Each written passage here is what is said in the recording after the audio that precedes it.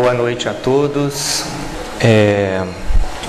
Fico muito feliz de estar aqui mais uma vez para nós fazermos reflexões a respeito da doutrina espírita e do alcance dela em nossas vidas, principalmente num momento como esse, que é um momento de uma virada que, mais do que das marcas astronômicas do planeta girando em torno do Sol, dando mais uma volta, é oportunidade para nós refletirmos a respeito das nossas vidas, da nossa caminhada, das transformações que nós podemos fazer dia a dia na nossa existência, E quando a Graça me ligou perguntando a respeito do estudo, eu citei esse estudo porque, inclusive, acreditava que não tinha feito aqui um estudo a respeito desse tema, porque é um estudo que eu fiz recentemente em outros centros e observei que eu tinha trabalhado com esse tema há 4 anos, um dos primeiros estudos que fiz aqui. Depois eu fui olhar lá nos meus papéis e vi que tinha trabalhado com esse tema. No entanto, foi exatamente num período de começo de ano, há 4 anos, trabalhando com um tema que me pareceu interessante retomá-lo em torno de algumas reflexões mais recentes e repensando alguns temas que foram trabalhados lá em 2015. Então, como que ainda precisamos refletir a respeito da questão da tolerância, a respeito da questão do amor ao inimigo, porque ela é central para nós construirmos um amanhã melhor. E principalmente, o subtítulo que eu coloquei aqui dessa vez, Reflexões para Tempos de Intolerância. Por que eu coloquei tempos no plural? Porque não é só o nosso tempo que é marcado pela intolerância. A verdade é que, ciclicamente, a humanidade produz fenômenos de polarização, E como professor que trabalha na área de língua, de linguagem, as palavras sempre me vem a ideia de refletir a respeito das palavras, A polarização é só nós lembrarmos do planeta Terra, Polarizar é ir para um dos polos, é se distanciar do outro, Se nós formos lembrar, o mais distante do Polo Sul é o Polo Norte, Um está num extremo, outro está no outro. Então, tempos de intolerância são marcados por polarização. E nós vemos que no planeta, nós vivemos um tempo de polarização que é, de certa maneira, generalizada. Isso não quer dizer que há 10 anos não houvesse polarização, há 20, há 30, mas nós vemos hoje que nós estamos num momento em que há polarização pelo planeta todo e nós não estamos imunes a isso, Isso não quer dizer que seja um fenômeno novo, Basta lermos os livros de Emmanuel, que são uma verdadeira aula sobre a história do cristianismo, lá nos primeiros séculos do cristianismo, Desde o livro Paulo e Estevão, antes dele, há 2000 anos, Paulo e Estevão, 50 anos depois, Ave Cristo, Renúncia, são todos livros sobre a história do cristianismo. E eles, principalmente nos que falam a respeito do período do Império Romano, ao lermos os livros, uma coisa que fica muito evidente são as oscilações da sociedade romana, que é pano de fundo para aquelas histórias. Se nós formos ler, por exemplo, Paulo e Estevão, Ave Cristo, é interessante pegar que normalmente o capítulo começa, muitas das vezes, dizendo: no ano de 300 e poucos, o imperador tal assumiu o poder e trouxe as transformações X, Y e Z para a sociedade. E o interessante é vermos a comunidade dos cristãos, que obviamente sofre influência daquelas mudanças no poder em Roma, que não tinham a mesma frequência eleitoral nossa, mas tinham às vezes até mais frequência, porque muitas vezes eram causadas por assassinatos, por disputas violentas. A sociedade cristã, o grupo dos cristãos, passa imune àquele processo. Às vezes perseguidos, às vezes tolerados, e eles vivenciam aqueles processos, muitas das vezes extremamente difíceis, de maneira equilibrada. Então, um pouco para pensar isso na sociedade, um pouco para trazer isso para o nosso cotidiano, é que esse tema acaba sendo revisitado, e revisitá-lo não é um fenômeno difícil, porque desde quando Cristo falou em amar os inimigos, nós estamos nessa aulinha em específico, sendo reprovados encarnação após encarnação, com grande dificuldade de vivenciá-la. E até por isso Kardec vai relê-la de uma maneira para, na recuperação, dar uma chance para a gente, né? É interessante a releitura que Kardec faz do assunto. Então, a gente tem a meta do Cristo. Eu peço desculpa se ficar um pouquinho pequeno aí atrás, mas eu vou lendo, né? Que é o que traz a reflexão inicial, que está lá no Sermão do Monte, que é o resumo da doutrina moral do Cristo, né? E no Sermão do Monte, Jesus diz, né? Ouviste que foi dito, amarás o teu próximo e odiarás o teu inimigo. Eu, porém, vos digo, amai a vossos inimigos, bendizei os que vos maldizem, fazei bem aos que vos odeiam e orai pelos que vos maltratam e vos perseguem.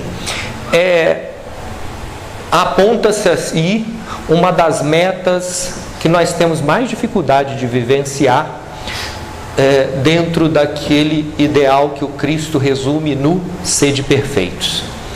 É muito difícil, sem a luz da doutrina espírita, nós imaginarmos a nossa capacidade de amar o inimigo, de amar aquele que nos faz mal. Nós temos, inclusive, de dificuldade de amar o desconhecido, né? Eu lembro de, assistindo há um tempo um estudo do Haroldo Dutra Dias, e ele falando que um planeta de regeneração é um planeta em que a vida segue mais ou menos como é a nossa vida. Mas o sujeito acorda de manhã, abre a porta, vai pegar alguma coisa no quintal da casa e olha um desconhecido passando, e aquele desconhecido é uma pessoa que ele ama profundamente e que ele quer o bem desse indivíduo. Se com desconhecido a gente já imagina isso como um horizonte ainda muito difícil de se alcançar, imagina com aquele que pisa no nosso calo, aquele com quem nós temos dificuldade quando vamos trabalhar, domingo à noite, eu vou ver aquele sujeito de novo, eu vou ver aquela pessoa novamente. Nós temos muita dificuldade com isso. Então, esse horizonte que o Cristo apontou é um horizonte muito difícil de ser alcançado, mas é um horizonte que tem a ver com nosso aperfeiçoamento. E nada impossível de ser alcançado, porque relendo os livros que narram aquelas primeiras gerações de cristãos, nós vemos isso acontecendo o tempo todo, e isso está nos livros. Não precisa ler os livros de Emmanuel que narram sobre aquela época, não.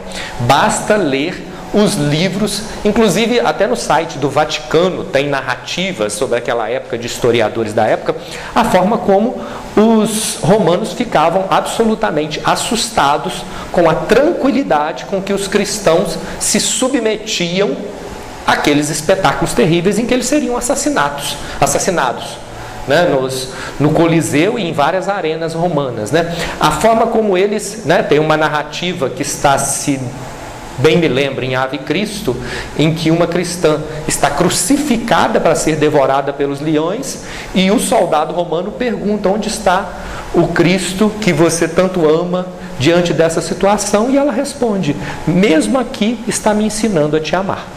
Então essa é uma meta que nós vamos ter muita dificuldade ainda de trabalhar, mas que nós precisamos alcançar, né? E da meta do Cristo, Kardec vem e traz um realismo, entre aspas, para nós, na nossa recuperação, que vem através de uma comunicação da irmã Rosália, que está no Evangelho segundo o Espiritismo.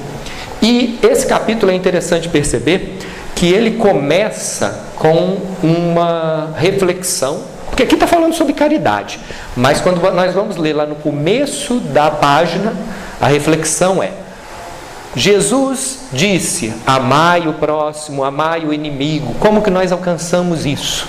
E aí a irmã Rosália vai trazer uma coisa que é muito característica da forma como Kardec organizou os livros da codificação, didática. Disse, para nós chegarmos a essa meta que parece lá distante de amar o inimigo, nós precisamos fazer um beabá antes. E o beabá está aqui, né? A caridade moral consiste em vos suportardes uns aos outros. E aí ele aponta não para o amor, mas para a tolerância.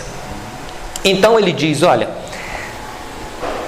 mesmo que você não dê conta de amar o sujeito, não joga fogo, não joga lenha na fogueira. Não alimente uma relação difícil, porque ela vai se traduzir em dor, não só para o outro, mas para você também. Então, olha o que ele diz: o que menos fazeis nesse mundo inferior em que estáis momentaneamente encarnados. Há um grande mérito, acreditai, em saber calar, para que outro mais tolo possa falar, né? Os conflitos que marcaram há poucos meses o período eleitoral, quantas vezes a gente tem dificuldade de vivenciar essas situações e não botar fogo na fogueira, né? Não alimentar uma... E às vezes numa relação próxima nós temos grande dificuldade de vivenciar isso, né? O quanto que nos meus 42 anos eu fui aprendendo diante disso, e aprendendo com a doutrina, e aprendendo lendo os livros espíritas que falavam sobre isso, né? É interessante que mesmo quando se fala de Paulo, em Paulo e Estevão, mostra-se como ele aprendeu a vivenciar essas diferenças, aprendendo a calar em certas situações, né? Ler Paulo e Estevão é ver como um homem extremamente impulsivo vai se transformando diante dessas situações.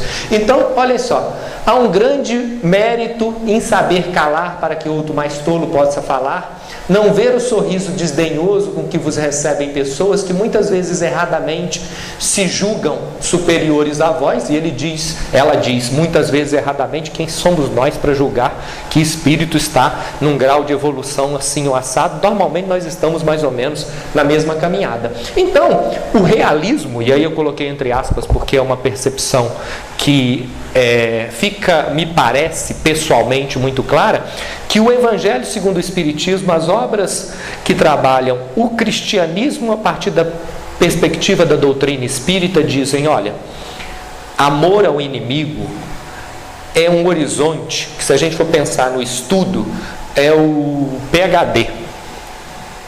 Vamos estudar a matemática da primeira série. 1 mais 1, 2. O que é 1 mais 1, 2? Suporta. Porque você começa a trabalhar a sua relação com o outro em cima do suportar, né? Agora me veio à memória um dos livros do André Luiz, que conta a história de um dos, inclusive era o espírito que estava na administração de uma colônia. Agora eu não lembro a obra, mas a mensagem aqui, se bem me lembro, está em Sexo e Destino, mas eu não tenho certeza. Ele está na administração de uma colônia e ele está trabalhando, e André Luiz está assistindo a todo um conflito familiar. E no meio da obra, libertação, agora me veio a obra. Me vem a André Luiz, salvo engano, em Libertação. André Luiz descobre que todo aquele conflito que ele estava assistindo, quem tinha sido o pivô era aquele administrador daquela colônia espiritual. Ele que começou todo aquele conflito familiar, por conta de um ciúme em relação a um outro espírito, que era um homem que inclusive tinha cometido erros enquanto encarnado na Terra e estava completamente desequilibrado. Só que o espírito que administrava aquela colônia caiu na armadilha e errou junto.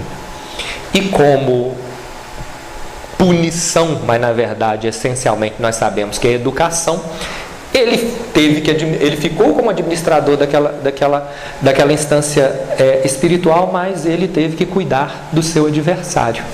E a narrativa dele é fantástica, porque ele vai dizendo, olha, primeiro eu fui por obrigação, porque me causava um sofrimento imenso ter que cuidar daquele que tinha sido o responsável pela minha queda, porque eu errei, mas quem criou a condição foi ele. E ele diz que aos poucos ele foi criando uma relação de comiseração pelo desequilíbrio do outro, e no fim ele estava cuidando com grande amor, porque ele começou a perceber que aquele que tinha sido pivô do seu desequilíbrio nada mais era que um irmão que provavelmente estaria encarnado dentro da sua família dentro de um tempo.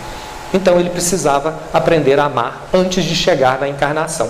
Então, é esse início que está aqui. No entanto, esse início que a espiritualidade nos ensina, ele não surge do nada.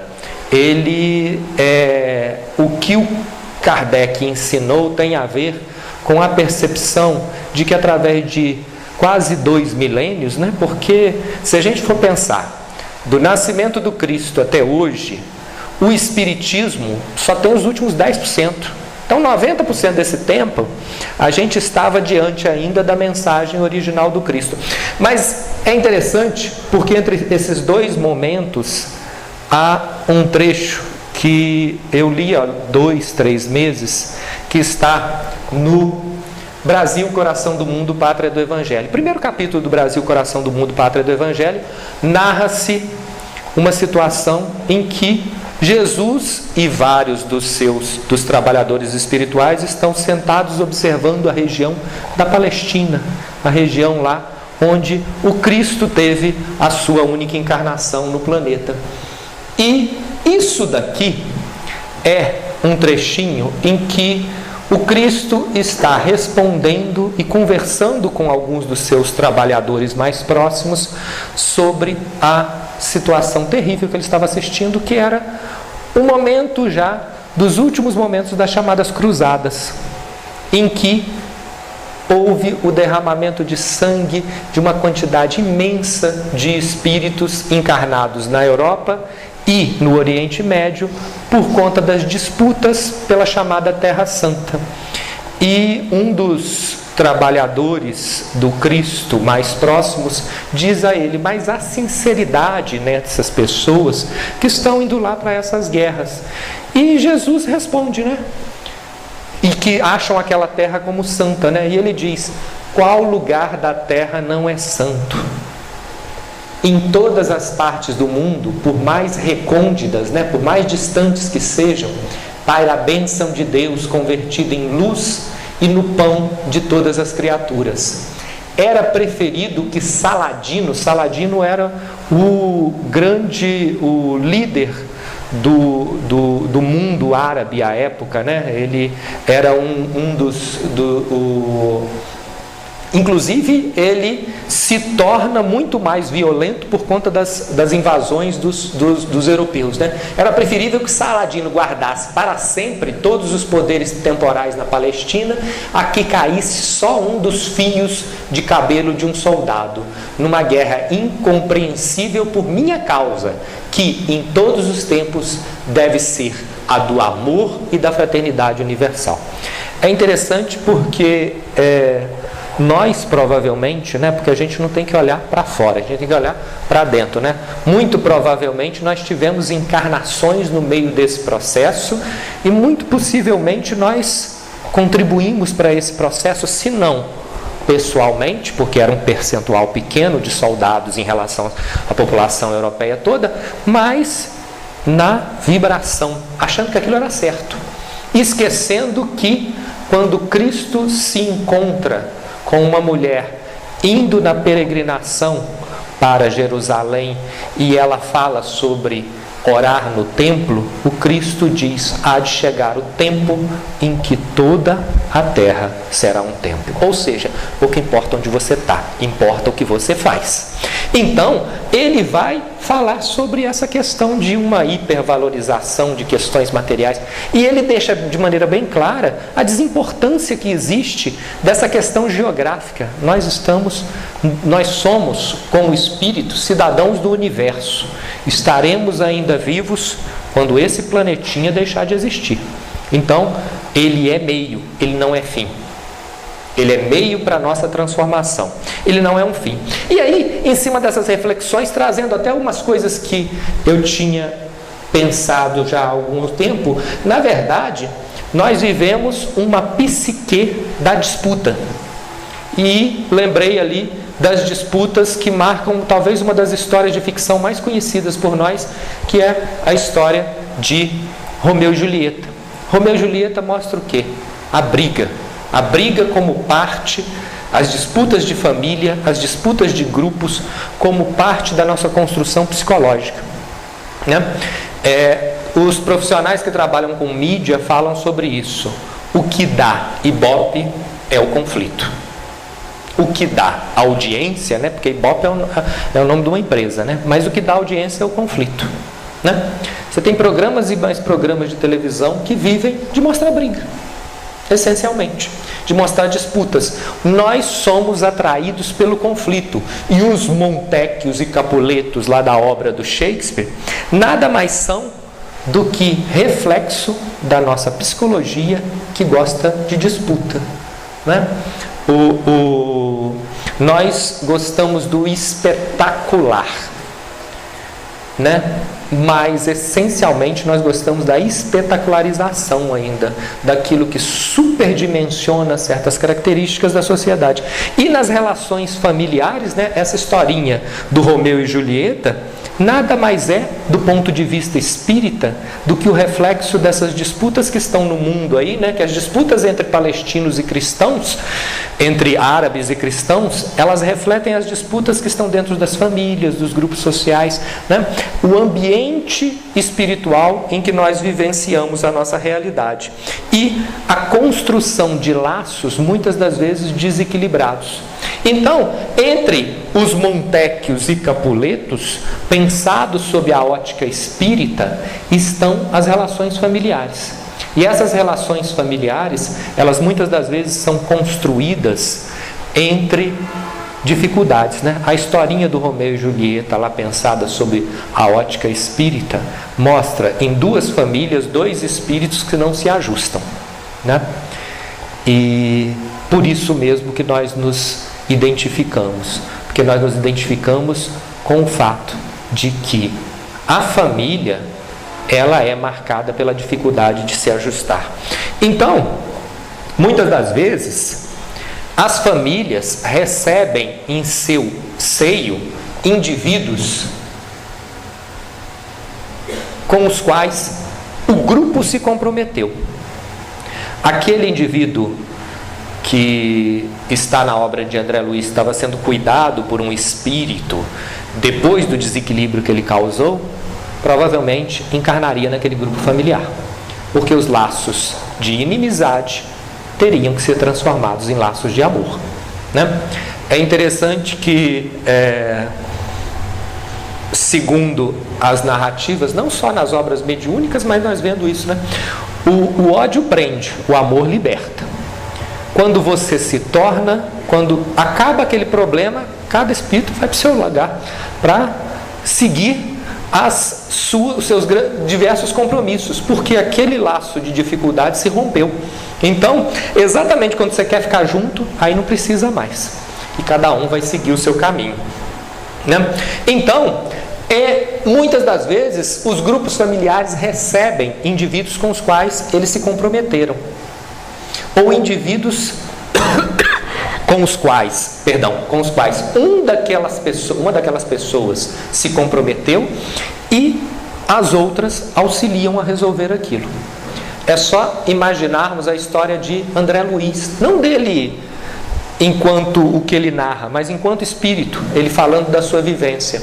Lá em Nosso Lar, que vale muito, para quem viu o filme e acha que não vale ler o livro, é só dizer o seguinte: aquele filme é imensamente superficial em relação ao livro. O livro é muitíssimo mais elucidativo. É um livro que, em comparação com os outros, ele tem uma grande qualidade. Ele resume a doutrina ali em vários aspectos. Porque se você for lá até o E a Vida Continua, que é o último da série das narrativas do André Luiz, você vai vendo que eles têm temas específicos. O Nosso Lar, como conta a história do próprio André Luiz, ele vai vendo um pouquinho de cada coisa.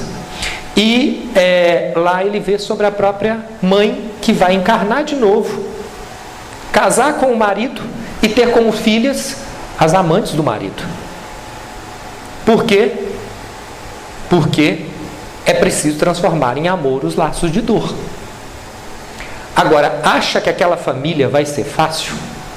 Você vai ter duas filhas que provavelmente vão ser muito apegadas ao pai, numa relação que vai criar desequilíbrios, vai ter extrema dificuldade. Você vai ter um pai muito ciumento com as filhas. E essas relações precisam ser transformadas. É assim que nós criamos isso, nos compromissos mútuos, né?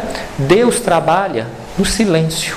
E essas coisas vão sendo transformadas. Então, o grupo familiar recebe um espírito com os quais ele se comprometeu. Mas essa é uma das relações, né? Todas as nossas ações são submetidas às leis de Deus. Não há nenhuma delas, por mais insignificante que nos pareça, que não possa ser uma violação dessas leis. Sofremos as consequências dessa violação.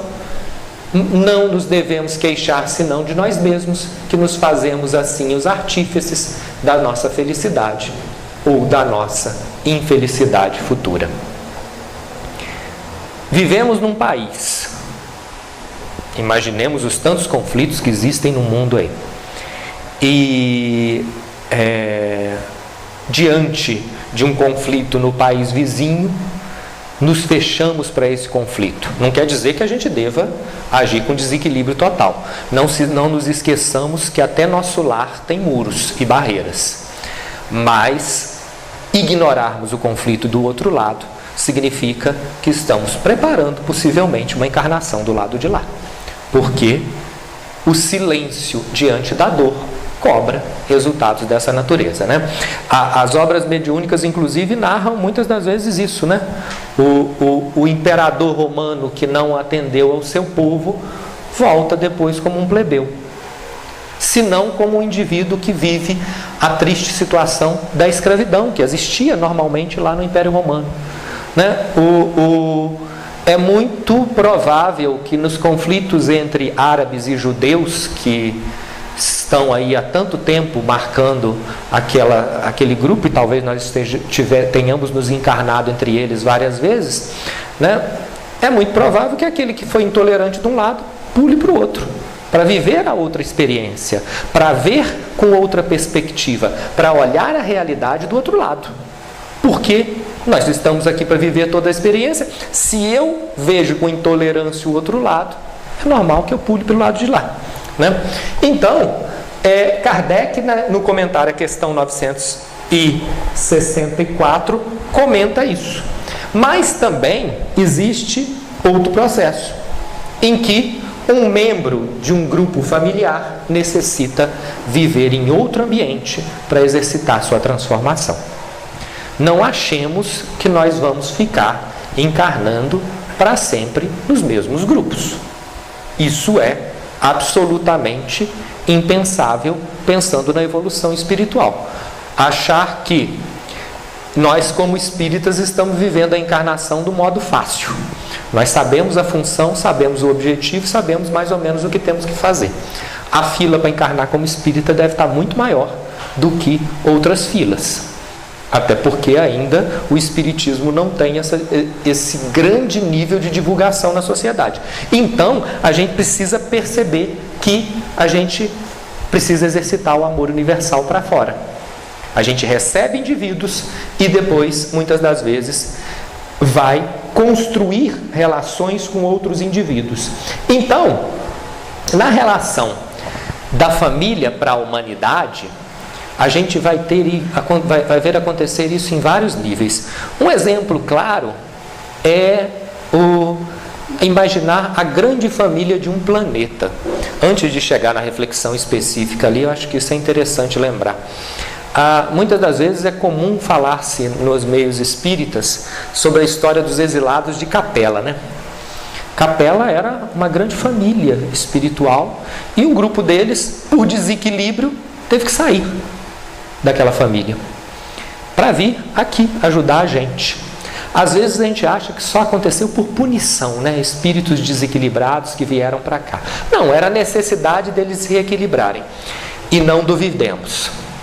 Entre eles, muitos que vieram não tinham obrigação nenhuma de vir. Era um pai que veio junto com um filho desequilibrado. Falou assim, eu quero ajudá-lo. Ele vai ficar lá 2000 anos. Comigo ele fica 500, porque eu vou puxando a orelha dele. É uma mãe que vem com os filhos. É uma filha que vem com os pais. São espíritos que vieram por solidariedade, auxiliar nesse processo, porque a lei é de solidariedade.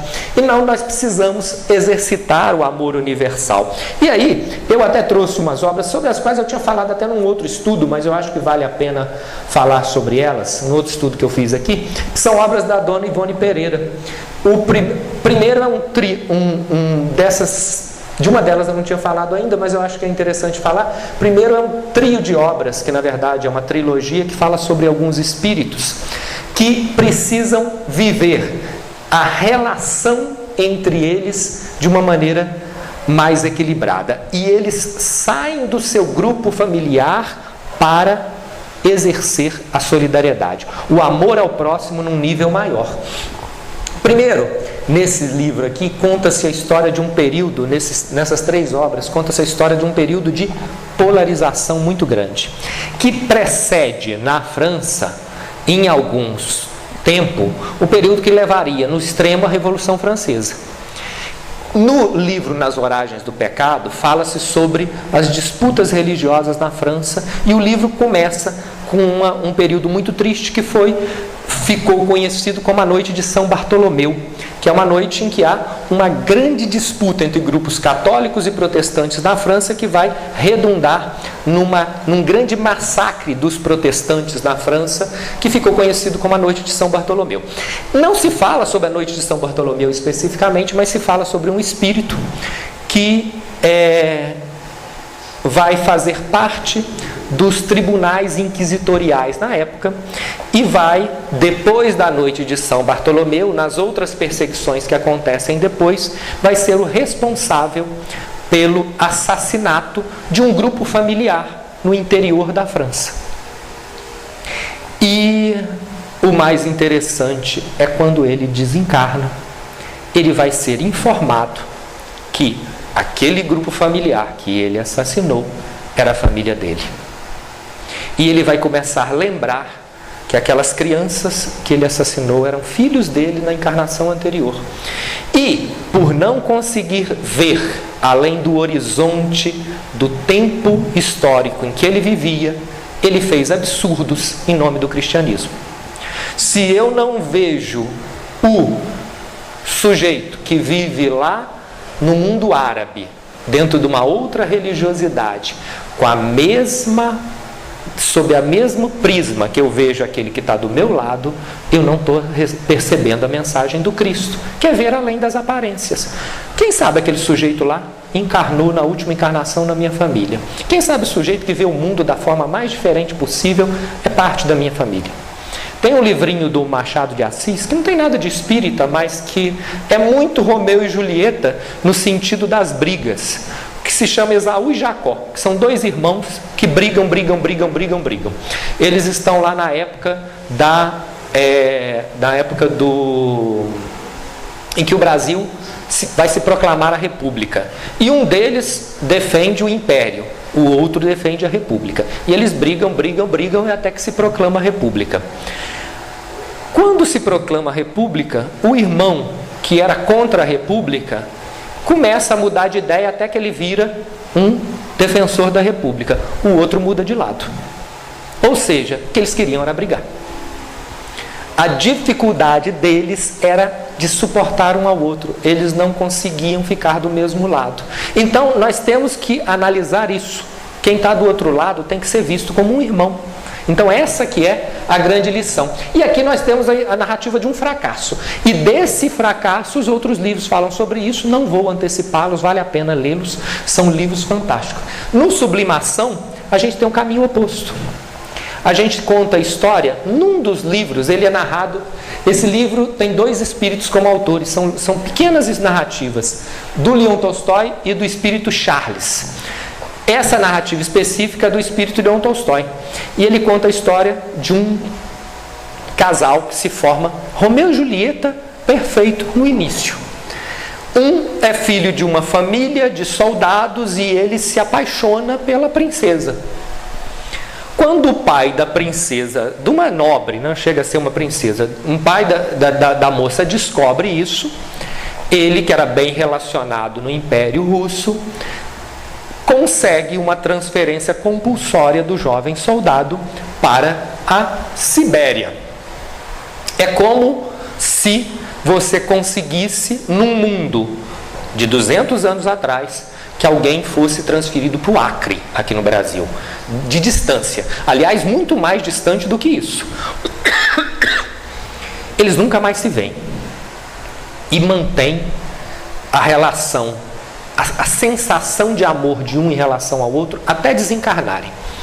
Quando eles desencarnam, a moça criou toda uma obra social em Moscou e o rapaz envelhece e se torna a pessoa que vai criar um trabalho de amparo a idosos e a crianças abandonadas lá no meio da Sibéria, entre a miséria e a dor, né? Eles ficam tristes com essa separação durante a encarnação inteira. E numa sessão mediúnica, esse rapaz se manifestou, e é interessante que o livro narra sobre isso, né? E o médium pergunta, que o médium tinha conhecido ele. Olha a história interessante. Ele pergunta, por que vocês vivenciaram isso? O que vocês fizeram de errado? E o espírito diz, nada. Nós decidimos pela separação. Nós vivemos encarnações e encarnações juntos e nada fizemos de útil a não ser o amor que tínhamos um pelo outro. Então nós escolhemos viver a separação para que esse amor fosse possível de ser canalizado para outros indivíduos que precisavam. Do amor egoísta nós produzimos o amor coletivo. Então é interessante essa reflexão para mostrar que o amor pode apontar noutra direção. Então, o espírita, em tempos de intolerância, tem que perceber que na separação e na distância certas coisas, muitas das vezes, têm que ser mantidas, um mínimo de relações. E é interessante que isso, né, o estudo que eu fiz, isso aqui eu trouxe lá do estudo de 2015, eu fiz questão de trazer, porque isso aqui é uma fala do Dr. Bezerra de Menezes em 2014. Eu lembro que eu vi isso na internet na época, né? Nesse momento de desafio e de conflitos de toda parte, é natural que surjam divergências, opiniões variadas, procurando a melhor metodologia para o serviço da luz. O direito de discordar, de discrepar, é inerente a toda consciência livre, mas que tenhamos cuidado para não dissentir, para não dividir, para não gerar fossos profundos ou abismos aparentemente intransponíveis. Ou seja, ainda que haja conflito, que sejamos capazes de construir pontes que traduzam um mínimo de tolerância. É isso que o Dr. Bezerra de Menezes falou. Ainda que haja dificuldade, sejamos capazes de perceber aquilo que Paulo, já no fim da sua encarnação, escreveu na sua carta aos Coríntios. O que ele diz? Olha, agora, ele falando sobre a realidade em que ele vivia, ele está mandando uma carta para a igreja de Corinto, para o núcleo cristão que ele criou em Corinto, que estava em pé de guerra. Basta ler o texto dessa carta, que é isso que está lá. Quem leu as cartas de Paulo sabe que essa carta começa falando sobre disputas. E ele diz, porque agora vemos o espelho em enigma, mas então veremos face a face. Agora conheço em parte, mas então conhecerei como também sou conhecido. O que ele está dizendo? Do conflito, o conflito daquele casal que eu narrei antes podia ter terminado em tragédia. O rapaz podia ter lá e matado o pai da moça. Ele aceitou e foi embora.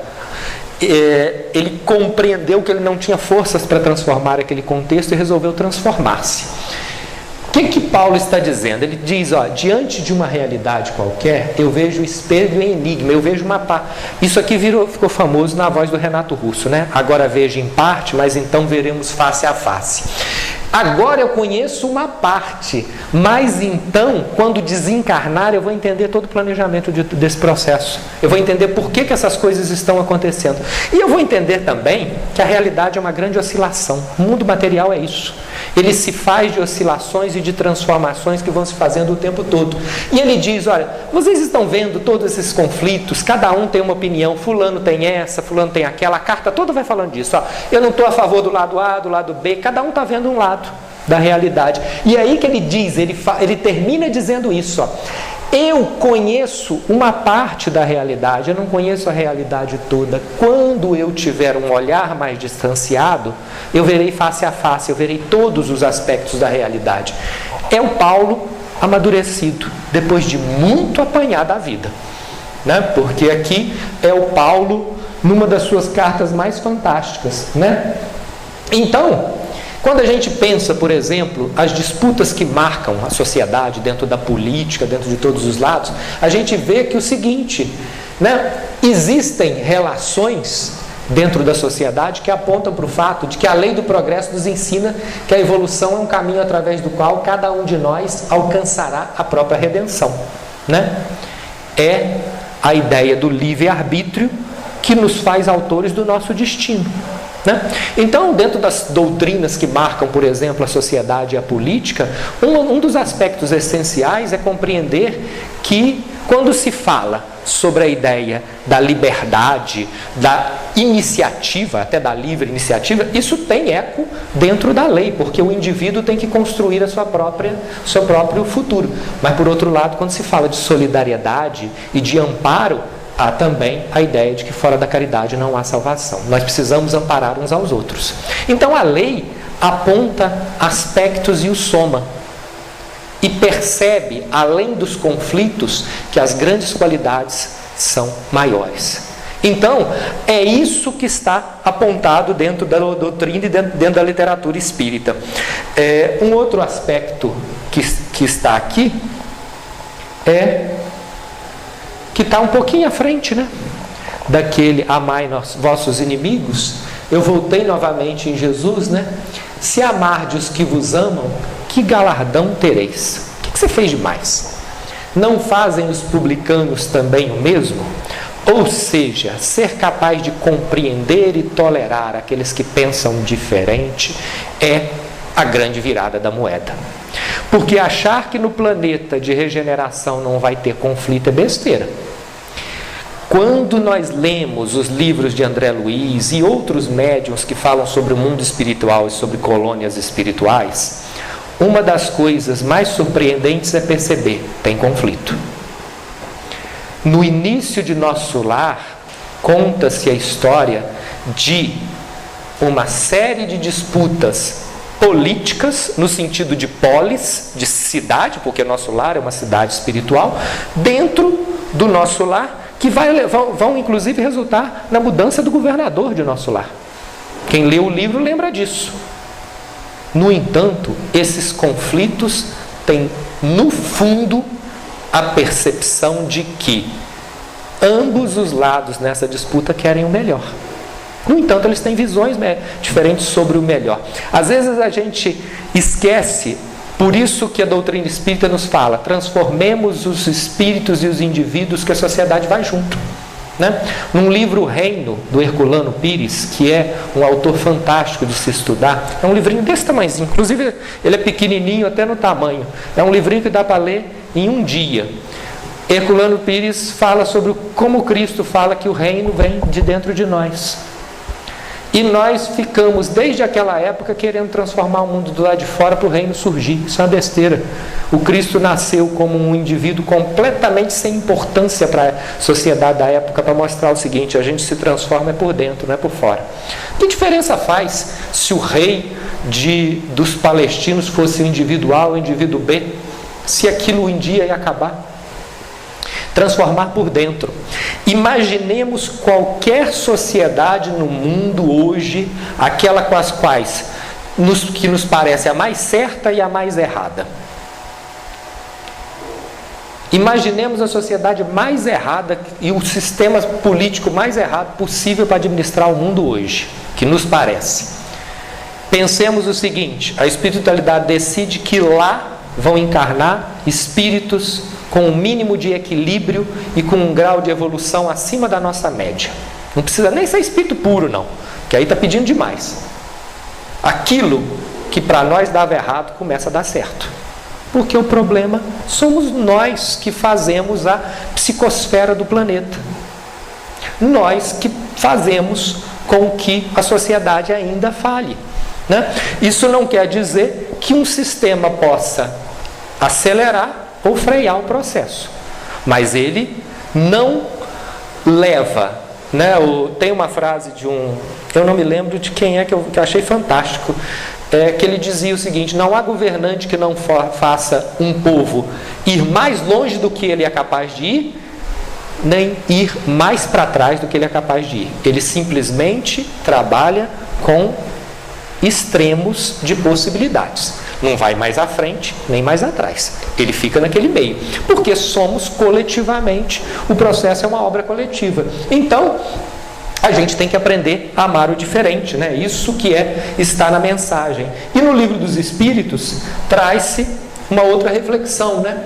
Jesus também disse: amai mesmo os vossos inimigos. É interessante porque Kardec, ele pega lá o amai os inimigos e vai cutucar os espíritos sobre isso, né? Ora, o amor aos inimigos não será contrário às nossas tendências naturais, e a inimizade não provirá de uma falta de simpatia entre os espíritos? E aí, a resposta é interessante, né? Certo, ninguém pode votar aos seus inimigos um amor terno e apaixonado. Não dá para ter a mesma relação com... E nem o adversário momentâneo você cria certas barreiras vibratórias. Basta sentar para assistir o jogo de futebol, um grupo que torce pelo time A e o grupo que torce para o time B. Eles vão criar sintonia momentânea no lar, por mais que sejam amigos. Não é? E, no entanto, nós transformamos até uma coisa como futebol, que provavelmente faz parte da nossa vida espiritual pela primeira vez agora, e nem sabemos se ainda vai estar do jeito que está na próxima encarnação, transformamos em motivo para levar o outro ao desencarne, para virar inimigo por causa disso. Então ele diz, não dá para votar aos adversários um amor terno e apaixonado. Não foi isso que Jesus entendeu dizer. Amar o inimigo é perdoar-lhes e lhes retribuir o mal com o bem. O que assim procede se torna superior aos seus inimigos, ao passo que abaixo deles se coloca, se procura a vingança. É isso que eles estão dizendo. Estão dizendo que nas relações de adversidade nós podemos construir uma relação que fala assim, basta essas dificuldades, vamos tentar não criar adversidades para quando chegar do lado de lá e perceber o seguinte, olha, eu piorei uma relação que já estava difícil antes, e eu vou ter, né? Eu já tenho dificuldade de sintonia com aquele indivíduo, agora vai ter que vir para dentro de casa, já que eu estou com dificuldade na vizinhança, então a relação se aproxima. Porque o que a doutrina espírita nos ensina é que quanto mais difícil a relação, mais perto vai ser colocado de você, porque tem que resolver, né? A dívida maior é a primeira que você vai atacar, né? Bom, e aí uma outra lição que está em relação a isso é a lição do bom samaritano, né? Porque eu pensei de trazer para aqui essa reflexão do amor ao próximo. A reflexão do amor ao próximo que o Cristo nos trouxe é essa. O bom samaritano, na história do bom samaritano, a pergunta do publicano é: quem é o meu próximo? A pergunta é, o doutor da lei pergunta, quem é o meu próximo? O que ele está dizendo? Quem que eu devo amar? E Jesus, de forma fantástica, faz uma narrativa que bota um homem caído e conta a história de um sujeito que quem perguntou significava uma ralé da humanidade, vai lá e ajuda. Até aí o cara não gostou, mas quando Jesus pergunta quem é o próximo do homem caído, o cara fica numa situação difícil. Porque ele pergunta, no fundo quando você tiver caído, vai fazer diferença de onde vai vir a mão que vai te acudir?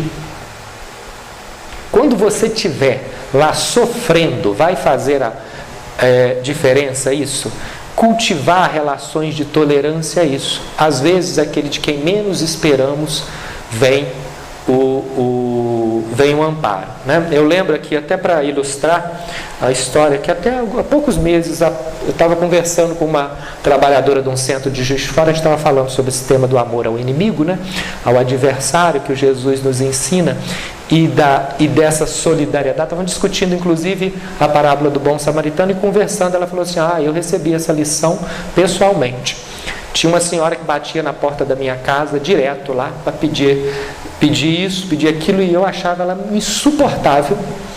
E quando meu marido atender, eu já gritava para largar aquela mulher para lá, porque eu não suportava ela, e para a mulher ouvir ela contando isso.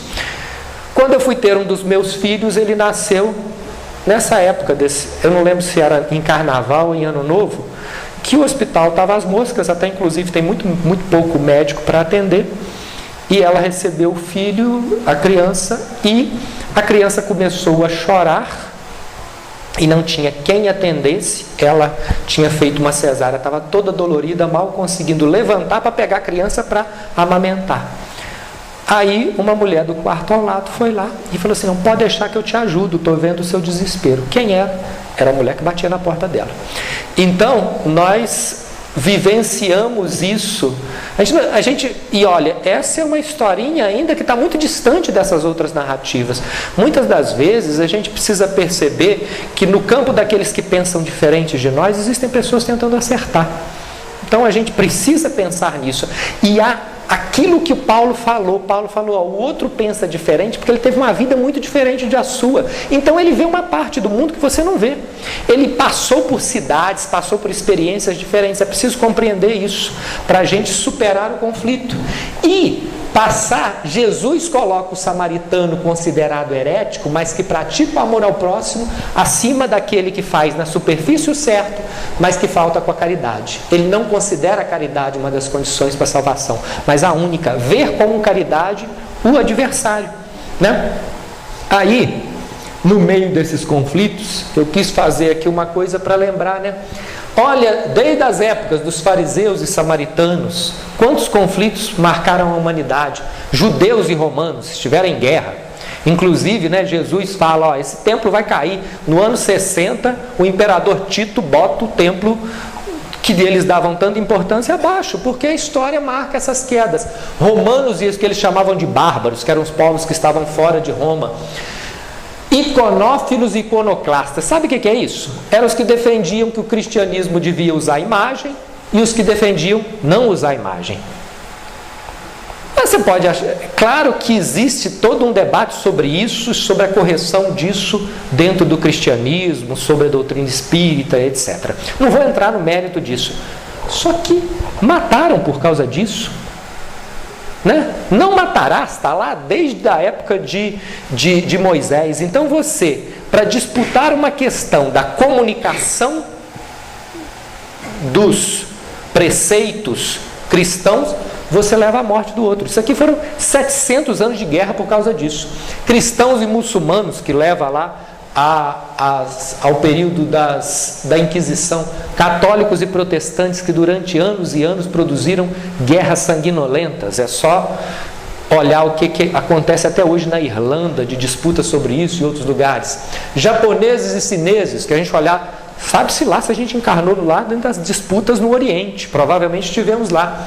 Americanos e soviéticos na Guerra Fria, brasileiros e argentinos em disputas, às vezes inclusive se reunindo na história da Guerra do Paraguai, que é um episódio extremamente doloroso sobre vários aspectos da nossa história, que tem seus aspectos históricos e motivos.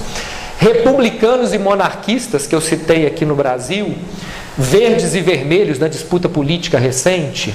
Então você tem grupos diferentes. A gente tem que pensar o seguinte: eu estou de um lado, eu vivencio essa realidade, mas eu não posso comprometer a minha encarnação por causa disso. É preciso ver o outro lado do muro como indivíduos que são espíritos que devem ser. É a história da mulher lá crucificada, falando assim: não, o que o Cristo me ensinou é, além de tudo, te amar, apesar de você ser tão diferente de mim nesse momento. Então é essa que é a grande lição, né?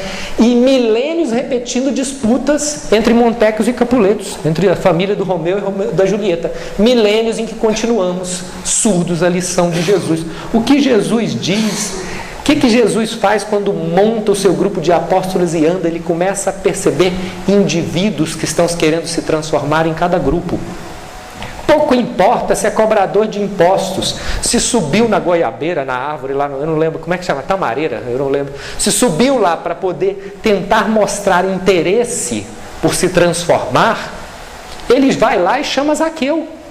Por quê? porque ele quis se transformar. Não importa o que ele fez antes, é a busca pela transformação que importa. É a busca daquele indivíduo. Zaqueu é o pé de tâmara que ele sobe, né? Eu não lembro. Quando ele sobe naquilo e tenta e demonstra interesse em se transformar. Mateus é um cobrador de impostos que busca se transformar, mas ele tem lá o pescador pobre, que é Pedro. Então você tem indivíduos diferentes, porque ele vai percebendo o seguinte: em cada grupo há a busca sincera de transformação. Então a gente tem que tentar mudar esse processo. O projeto não é um projeto exclusivo, não é terra prometida e todas essas variações. E aí a gente pensa no projeto do Brasil, né? Porque o projeto exclusivista, quando os judeus falavam de terra prometida, eles se fechavam. E foi isso que Paulo percebeu. Quando Paulo diz que vai pregar a boa nova aos gentios, ele diz, aqui dentro o cristianismo vai estar esmagado sob uma intolerância imensa. Nós vamos levar o cristianismo para onde tiver gente sedenta dessa lição. E aí ele vai fazer a grande transformação da história cristã. Você não pode ter um projeto exclusivo. O livro do Chico, que é um livro interessante demais, o livro do Humberto de Campos, né? Psicografado pelo Chico, é um livro interessante de ler para pensar, sentar e pensar nesse título, porque ele não é um projeto exclusivo. Brasil, coração. Coração aponta para amor. Do mundo. Ou seja, ele pulsa para o mundo. Ele não pulsa para dentro, ele pulsa para fora. Ele se mostra para o mundo. Pátria do Evangelho. E aí a palavra Evangelho aponta para o amor aos inimigos. A gente precisa construir uma psique de tolerância em relação às diferenças para nos transformarmos. E aí é interessante porque quando eu fiz o estudo de 4 anos eu mostrei essa mensagem para fechar, e essa mensagem, essa imagem, né? Que é a imagem de ser capaz de produzir uma relação minimamente, não precisa sair beijando todo mundo que pensa diferente de você, mas ser capaz de perceber que além do muro daquilo que nos distancia, existe um projeto espiritual que nos colocou juntos. Então, é preciso pensar, além das diferenças, como esse projeto funciona e ser capaz de retornar à época dos cristãos primitivos, tão bem narrados por autores como Emmanuel, em que as disputas aconteciam, as diferenças existiam, e eles falam sobre os olhares diferentes que eles tinham sobre aquelas disputas, mas as comunidades cristãs sobreviviam a essas diferenças, eram capazes de perceber que existe um projeto de longo prazo. E esse projeto de longo prazo, ele vai inclusive muito além da nossa encarnação, da próxima encarnação, e as oscilações são naturais nesse processo. Estar no mundo sem ser do mundo, compreender que somos espíritos muito além, e olhar com um olhar distante com que aqueles primeiros cristãos percebiam os conflitos entre os romanos, e perceber como Cristo olhou que aquele que está em desequilíbrio diante disso não sabe o que faz. Bom, muito obrigado, gente. Um feliz ano novo, um ano de transformação para todos nós. Desculpa que eu estourei aqui 5 minutinhos, tá? E que a lição do reino do Cristo seja sempre uma lição que nós possamos introjetar para sermos, né? Como algumas vezes já vi em alguns estudos aqui mesmo, né? Nós possamos florescer no lugar e no tempo em que estamos plantados, fazendo o nosso possível individualmente. Muito obrigado.